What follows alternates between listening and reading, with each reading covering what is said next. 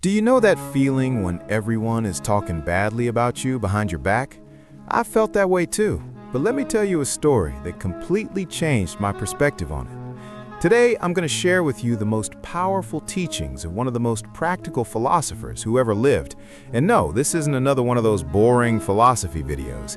It's about how you can use these ideas today to transform your life. Imagine the following situation.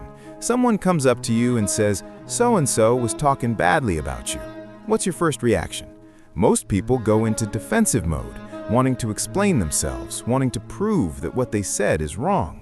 But this ancient philosopher had a brilliant answer for that. He said, he clearly doesn't know my other flaws, otherwise he would have mentioned those too. Man, when I first heard that, my mind was blown. Because think about it, what's the real power here? It's admitting that you're not perfect, that you have flaws, and that's completely okay. You take away all the power of those who want to attack you because you have already accepted your imperfections. And this leads me to the first great principle I want to share with you. Only the educated are truly free. But what does that mean? It's not about having a diploma hanging on the wall. It's about educating your mind to understand what is truly under your control. Let me explain better.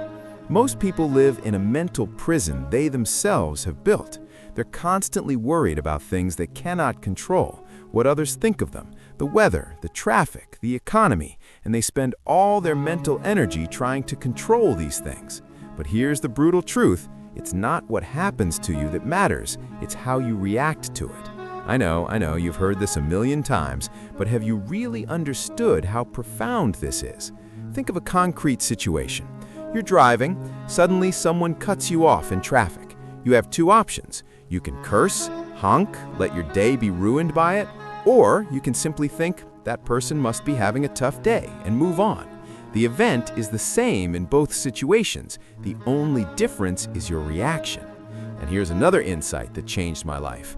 We have 2 ears and 1 mouth, so we can listen twice as much as we speak. Man, when I started really applying this, my relationships completely changed because most people don't listen to understand, they listen to respond. Now, let me ask you a question. What is wealth to you? Money in the bank? Cars? Mansions? This philosopher said something revolutionary. Wealth doesn't consist of having great possessions, but in having few desires. This goes against everything that modern society teaches us, right? We're bombarded 24/7 with messages that we need more money, more things, more status. But what if true wealth was just the opposite? What if it was learning to be satisfied with less? Let me tell you something personal.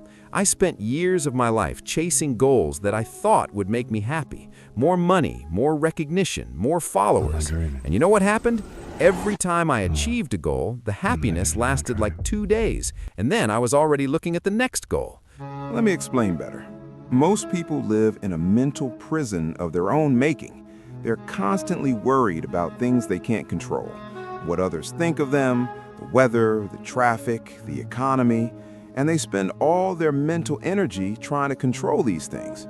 But here's the brutal truth. It's not what happens to you that matters, it's how you react to it.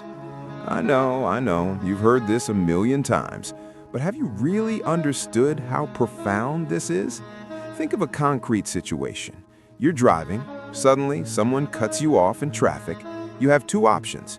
You can curse, honk, let your day be ruined by it, or you can simply think, that person must be having a hard day, and move on. The event is the same in both situations. The only difference is your reaction. And here's another insight that changed my life. We have 2 ears and 1 mouth so that we can listen twice as much as we speak. Man, when I started to really apply this, my relationships completely changed because most people don't listen to understand, they listen to respond. Now, let me ask you a question. What is wealth to you? Money in the bank, cars, mansions? This philosopher said something revolutionary. Wealth does not consist in having great possessions, but in having few desires. That goes against everything that modern society teaches us, right? We are bombarded 24/7 with messages that we need more money, more things, more status. But what if true wealth was just the opposite? What if it was learning to be satisfied with less? Let me tell you something personal. I spent years of my life chasing goals that I thought would make me happy. More money, more recognition, more followers. And you know what happened? Every time I achieved a goal, the happiness lasted like 2 days, and then I was already looking at the next goal. It was only when I understood this principle that things changed. Men are not disturbed by things in themselves, but by the view they have of them. In other words, it's not the events in your life that make you suffer, it's the story you tell yourself about those events. Your boss criticized you? You can think, he hates me, I'm a failure. Or you can think, what useful feedback, I can improve on that. Same situation, two completely different stories. And this leads me to one of the most practical teachings. First, tell yourself what you want to be, then do what you have to do. It sounds simple, but how many people do you know who really know what they want to be? Most are just reacting to life, not actively creating who they want to become. I'm going to give you a practical exercise now. Stop for a second and think, who do I want to be? Not what I want to have, not what I want to do. Who do I want to be? What kind of person? What values? What character? Because here's the truth. There is only one path to happiness, and that is to stop worrying about things that are beyond the power of our will. That's liberating, man. When you realize that 90% of the things you worry about are completely out of your control, you can finally focus on the 10% that are. Your team lost the game? Out of your control. Someone didn't like your work? Out of your control. What do other people think of you? Completely out of your control. What is in your control? Your effort, your attitude, your choices, your reactions. And here's another powerful principle. If you want to improve, be content to be considered foolish and stupid. That goes against our ego, right? Nobody wants to look dumb. But think about it. When you're willing to ask dumb questions, when you're willing to admit you don't know, that's when you can truly learn. The smartest people I know are those who have the humility to say, I don't know, or explain it to me. Fools are those who pretend to know everything. No man is free unless he's master of himself. That's a tough one, because you can look at your life now and ask, am I master of myself, or am I a slave to my impulses, my emotions, my vices? Do you wake up in the morning and the first thing you do is grab your cell phone? Can't you go a day without checking social media? Do you eat when you're stressed, even when you're not hungry? These are all forms of slavery. And let me tell you something that'll sound strange. A wise man does not lament the things he does not have, but rejoices in the things he does have. That is gratitude in its purest form. And gratitude, man, is a superpower. Because when you are constantly focused on what you don't have, you live in a state of scarcity. It's never enough. But when you genuinely appreciate what you have, even if it's little, you live in abundance. Here's another profound truth. Man is not so worried about the real problems, but about his imagined anxieties about the real problems. Let that sink in. Most of our suffering doesn't come from the problems themselves, but from the stories we tell ourselves about what might happen. Are you worried about that presentation at work? What exactly worries you? It's probably not the presentation itself, but all the things you imagine could go wrong. What if I forget what to say? What if everyone judges me? What if I get fired? But are these things happening now? No, they're imagined anxieties. And we spend so much mental energy on these anxieties that there's no energy left to deal with real problems. The key is to keep company only with people who uplift you, whose presence brings out the best in you. Man, this changed my life because you become the average of the 5 people you spend the most time with. If you're surrounded by negative, complaining people who live for drama, guess what you'll become? But if you surround yourself with positive people who challenge you, who inspire you, you'll grow exponentially. It's that simple. And here's something I love. Those who laugh at themselves never run out of things to laugh about. It's about not taking yourself so seriously.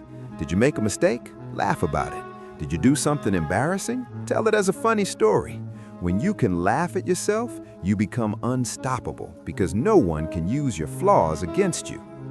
Other people's views and problems can be contagious. Don't sabotage yourself by unconsciously adopting negative and unproductive attitudes through your associations. This is so true. Have you ever noticed how after spending time with a negative person, you feel drained? That's because emotional energy is truly contagious. Freedom is the only worthy goal in life, and it is achieved by disregarding the things that are beyond our control.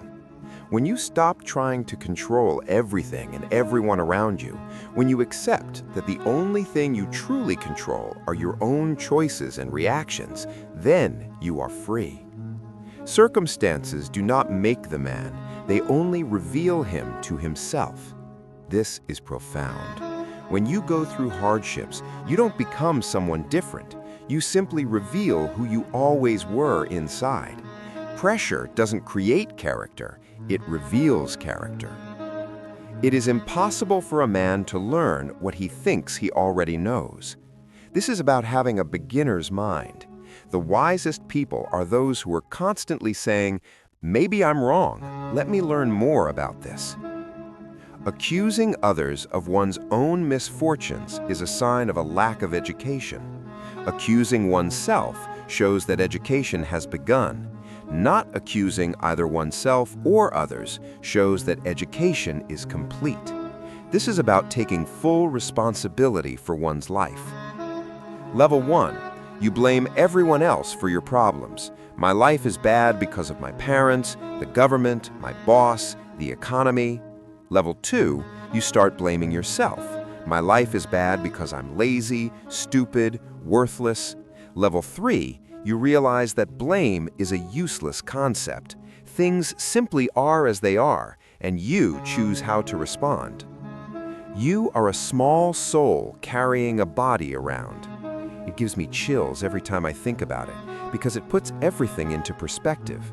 You are not your body. You are not your possessions. You are not your achievements. You are a consciousness having a temporary human experience. First, learn the meaning of what you say and then speak. How many people speak without thinking? How many arguments happen because people use words without really understanding what they are saying? This is about being intentional with your words. Hold on to what is spiritually higher, regardless of what other people think or do. Maintain your true aspirations no matter what is happening around you. This is about having non-negotiable principles. The greater the difficulty, the greater the glory in overcoming it. Skilled pilots earn their reputation in storms. This is one of my favorites because it completely changed how I see difficulties. They are not obstacles, they are opportunities to prove what you are made of. Seek the good within yourself, not in external things. All lasting happiness comes from within. You can have all the money in the world and be miserable, or you can have very little and be deeply happy. The difference lies within you. Don't wish for events to happen as you want them to, but wish for them to happen as they do, and all will be well with you. This is radical acceptance. It is not passive resignation. It is understanding that reality is what it is, and you can choose to flow with it instead of fighting against it. A ship should not anchor itself to just one hope, nor a life to a single hope. This is about emotional diversification. If all your happiness depends on one thing, a relationship, a job, a goal, you are in a very fragile position. First, know who you are, and then adorn yourself accordingly. If you want to be a reader, read. If a writer, write. This is about alignment between who you say you are and what you do. Your actions should reflect your identity. Events don't just happen, they come about through commitment. This is about personal responsibility. Nothing just happens to you. You are constantly creating your reality through your choices, even if you don't realize it. Who is the rich man? The one who is content. Period. You can have $1 million in the bank and feel poor if you are always wanting more. Or you can have very little and feel rich if you are genuinely satisfied. Either God wants to abolish evil and cannot, or he can but does not want to. This is a profound reflection on suffering and free will. Perhaps suffering is necessary for growth. Perhaps free will requires the possibility of choosing evil. We are not disturbed by what happens to us, but by our thoughts about what happens to us. We return to this because it is fundamental. Change your thoughts, change your life. It's simple, but it's not easy. A good man does nothing for appearances, but for the sake of having done the right thing. That's about integrity, doing the right thing even when no one is watching. That's true character. It is better to die of hunger having lived without grief and fear than to live with a troubled spirit amidst abundance. Peace of mind is the true treasure. It is priceless. Small-minded people blame others. Average people blame themselves. Wise people see all blame as folly. We return to the hierarchy of responsibility. Wisdom lies in completely transcending the concept of blame. Give me by any means the shorter, nobler life rather than one that is longer but of lesser value.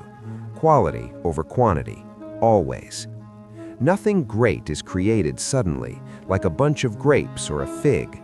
If you tell me you want a fig, I reply that there must be time. Let it first bloom, then bear fruit, then ripen.